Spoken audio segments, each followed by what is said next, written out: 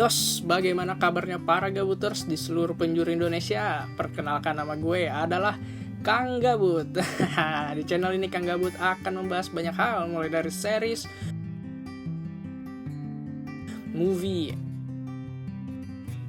anime, drakor, dan banyak hal yang menarik untuk dibahas. So, kita lanjut aja nih ke video pertama Kang Gabut.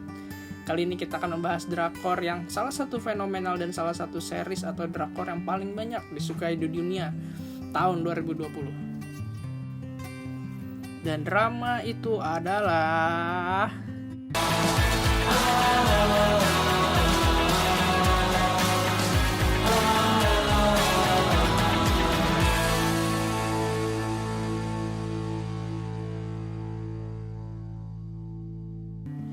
Itaewon Class. Itaewon Class adalah drama Korea yang diadaptasi dari webtoon dengan judul yang sama.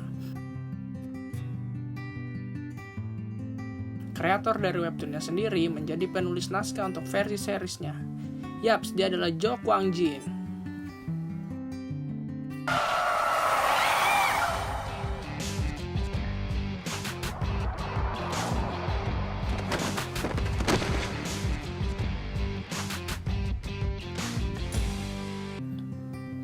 Itaewon Class mengudara sebanyak 16 episode. Episode pertama mengudara pada tanggal 31 Januari 2020 dan berakhir pada tanggal 21 Maret 2020. Ditayangkan di JTBC Drama dan dapat pula disaksikan secara streaming di Netflix.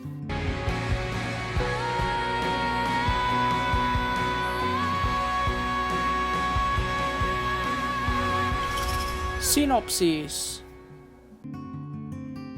Itaewon Class sendiri menceritakan tentang perjuangan lika-liku kehidupan seorang Park Seo-yi dalam mewujudkan cita-citanya untuk menjadikan kedai makanannya Danbam menjadi nomor 1. Tidak hanya di Korea Selatan, tapi juga di dunia. 우리가 모이면 된다. 안 된다. Yos, kita gabutin sekarang.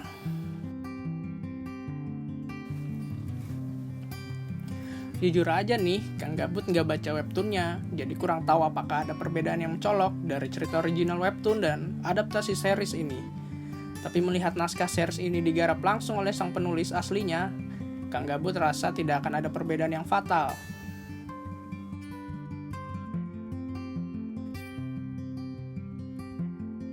Kalau kita lihat dari sinopsis, kayaknya biasa banget ya. Ada banyak drama dan cerita yang punya pola serupa. Tapi entah kenapa nih, Kang Gabut gak bisa berhenti nonton tiap episodenya. Persaingan bisnis antara Danbamnya Seo-yi dan Jangganya Presiden Jang benar-benar menarik menurut Kang Gabut. Kebetulan Kang Gabut adalah anak manajemen, jadi Kang Gabut dapat banget sensasi dari persaingan bisnis mereka. Persaingan bisnis mereka memang menjadi plot utama dalam series ini, terutama pada episode 3-10 yang benar-benar masif banget persaingannya.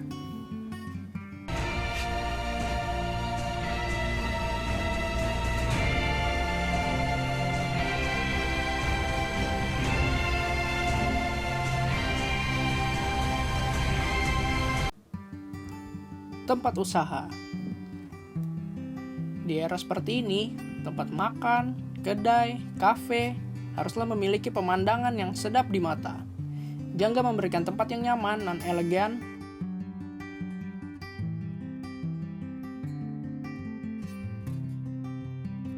Sedangkan Danbam mendekorasi tempat seadanya. Makanan. Meskipun nama makanan di Korea itu susah banget disebut, tapi rasanya enak banget maksudnya. Jangga punya makanan khas yang diceritakan menjadi penyelamat orang Korea ketika masa krisis dulu. Makanan tersebut adalah hasil kreasi sang Presdir Jang sendiri. Meskipun katanya nih, dia membeli resep tersebut dari pegawainya sendiri yang merupakan ayah Seo-yi. Sedangkan Danbam hanya mengandalkan seorang koki yang kebetulan memberikan bekal makan siang kepada Seo-yi. ketika mereka sama-sama bekerja di pabrik. Ini hal yang kadang kita heran sama si Seroy. Asli dah. Pelayanan.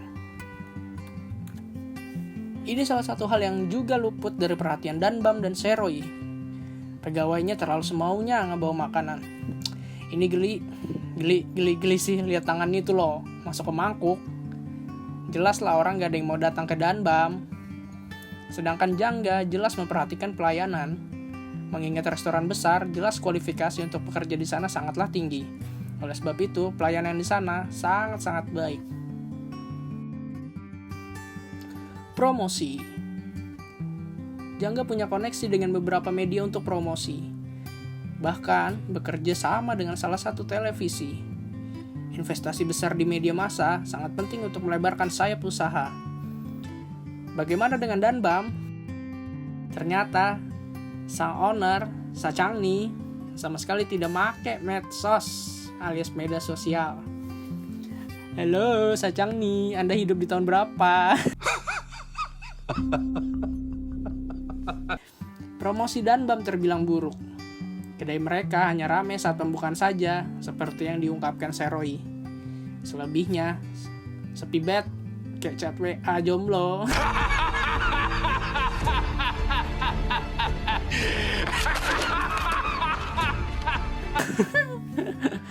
Untuk mengakali ini, Seroy sampai jadi badut untuk promosi. Di era 90-an, jelas ini merupakan salah satu strategi bisnis yang sangat bagus. Tapi dia lupa saat itu dia hidup di tahun 2016, di mana hal itu udah norak banget, katro. Dari semua hal buruk yang terjadi tadi, Danbam diambang kebangkrutan nih.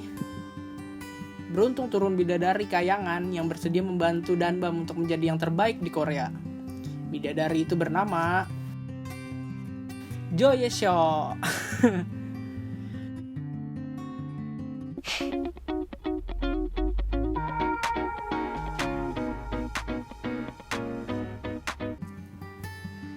Ye-seo adalah turning point tidak hanya bagi Danbam, tapi juga untuk Park Se-roy. Dari interview yang dilakukan Ye-seo dan Se-roy, akhirnya Se-roy menyadari dari permasalahan bisnis yang dialami Danbam selama ini. Usaha bisnis makanan harus punya ciri khas yang membuatnya berbeda dari yang lain. Sayangnya hal ini baru dia sadari ketika dia mempelajari dari lawan bisnisnya sendiri, yaitu Presdir Jangga. Dari bukunya Presdir Jangga itu loh yang dibaca sama Park Se-roy. Presdir Jang adalah guru dan rival bagi Se-roy dalam menjalankan bisnis. Peran manajer sangat penting dalam suatu usaha. Mereka harus paham situasi, pasar, dan pelanggan atau customer. Meskipun Ye-seo belum kuliah, karena habis lulus sekolah langsung kerja di Danbam, tapi Ye-seo ini diceritakan sebagai karakter yang punya IQ 162. Wih, tinggi banget tuh. Meskipun begitu, kelakuan Ye-seo ini aduh, nggak banget sih.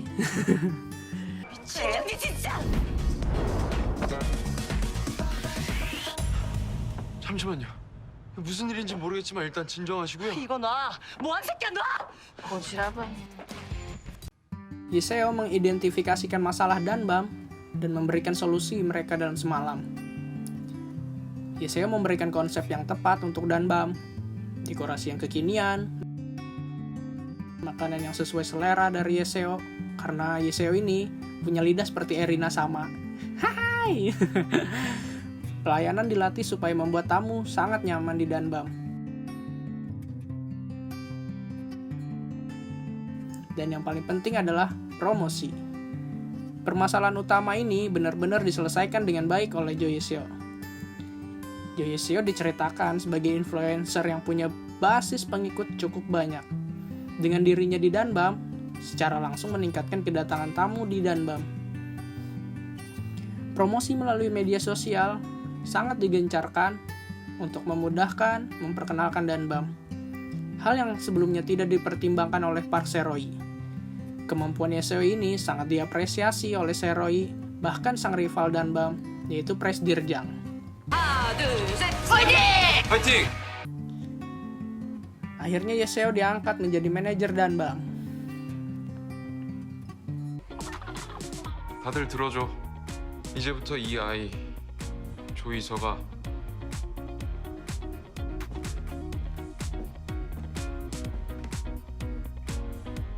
단밤의 매니저다.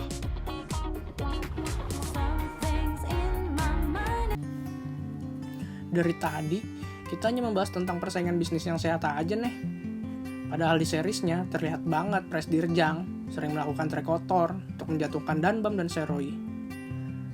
Lagi-lagi Kang Gabut bilang, episode 3-10 adalah momen terbaik dari persaingan mereka. Persaingan tidak sehat. Nyatanya, memang banyak kok perusahaan yang seperti ini. Bermain kotor untuk mempertahankan hegemoni, atau untung segede-gedenya dan bodo amat sama efek buruk yang akan terjadi setelahnya.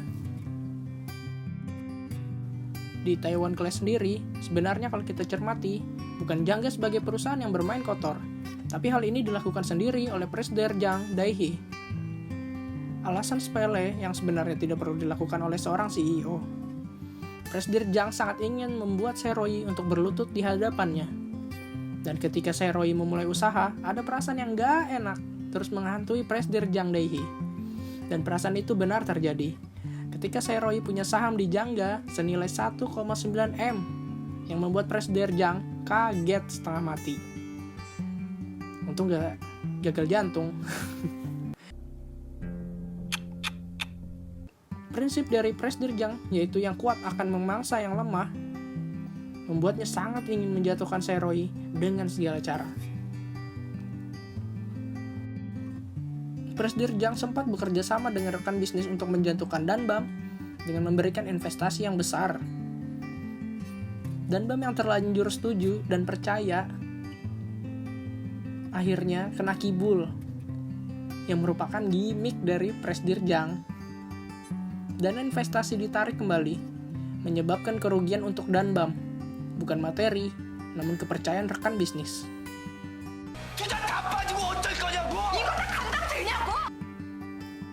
Tidak hanya sampai di situ, trik kotor membeli gedung Danbam yang dilakukan oleh Presdirjang. Iseng banget nih orang tua. Danbam yang udah ramai pengunjung, tiba-tiba dapat kabar bahwa gedung tempat mereka kontrak telah dibeli oleh seseorang. Seseorang yang ternyata itu adalah Presdirjang. Hal ini sebenarnya udah ditegur oleh Suah, pegawainya Presdirjang itu sendiri. Karena itu sangat nggak penting. Tapi ya, namanya orang tua makin kayak anak kecil kelakuannya.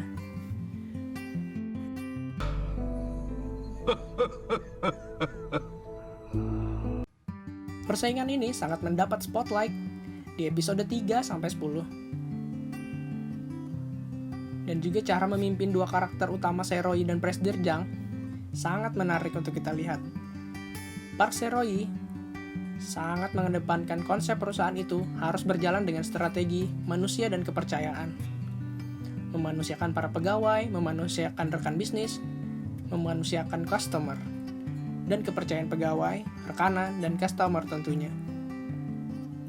Di sisi lain, Presdirjang masih menganut semua keputusan perusahaan harus di tangannya. Namun sayangnya, sering melupakan saran dari pegawai Jangga itu sendiri. Dia menganggap semua pegawai hanya seorang pegawai rendahan yang harus tunduk dan patuh kepadanya. Perintahnya adalah absolut. Tapi kepentingannya jelas, demi Jangga, meskipun dia harus membuang anaknya sekalipun. Seru banget melihat mereka bersaing ini. Setelahnya memang masih ada persaingan sih, namun Kang Gabut rasa tidak semenarik di episode 3-10. Anak manajemen atau ekonomi harus banget nih nonton di Taiwan Class. Kan bisa aja Taiwan Class ini jadi judul skripsi kalian nanti. 좀 안 돼 보이는데?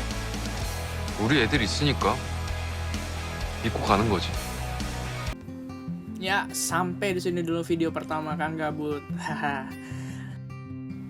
Ini Gabut ini Taiwan Class ini akan Kang Gabut jadi 2 part gitu. Karena ya emang menarik banget kan drakor ini untuk dibahas. Di part 1 ini memang Kang Gabut lebih fokus di persaingan bisnis dan Bam dan Jangga ya, yang hampir di seluruh series menjadi plot utama di Taiwan Class.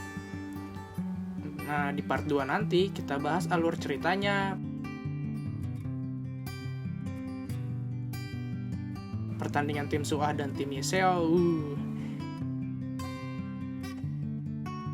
dan penilaian dari Taiwan Class ini dari Kang Gabut. Berapa ya? Oh ya, jangan lupa untuk like, komen, dan subscribe channel Kang Gabut ya, Gabut Slow, biar makin gede, makin semangat juga reviewnya. So, sampai jumpa di part 2 nanti. Dadah.